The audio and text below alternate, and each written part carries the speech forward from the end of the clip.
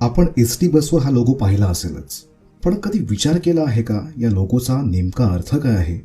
1948 साली एसटीची स्थापना झाली. सुरुवातीच्या लोगोमध्ये एस आणि टी ही अक्षरं आणि त्यामधून एक बाण आणि त्रिकोण होता. हा बाण आणि त्रिकोण एसटीची प्रगती आणि गती दर्शवायचे. 1950 साली लोगोमध्ये बदल झाला. एसटी, त्रिकोण आणि बाण एका वर्तुळात आले.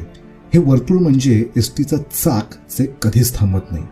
त्यावर सर्व्ह द ट्रॅव्हलर हे घोषवाक्य आलं आणि खालची पट्टी म्हणजे रस्ता, जो कितीही उंचसकल असला तरी एसटीची चाकं न थांबता त्यातनं सुरू राहतात. 1960 साली महाराष्ट्र राज्य स्थापनेनंतर स्टेट ट्रान्सपोर्ट महाराष्ट्र असं नाव मराठीत आलं. 1968 साली एसटीचा प्रशासकीय कारभार मराठीत सुरू झाला आणि सर्व्ह द ट्रॅव्हलर हे बदलून प्रवाशांच्या सेवेसाठी झालं.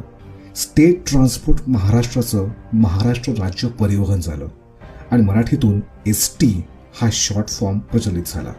पुढची 50 वर्ष हाच लोगो एसटीची ओळख होता. 2017 साली जय महाराष्ट्र हे घोषवाक्य लोगोखाली जोडलं गेलं. तर असा आहे एसटीच्या लोगोचा प्रवास. कसा वाटला? कमेंट करा आणि अधिक माहितीसाठी फॉलो करा बस फॉर अस फाउंडेशनला.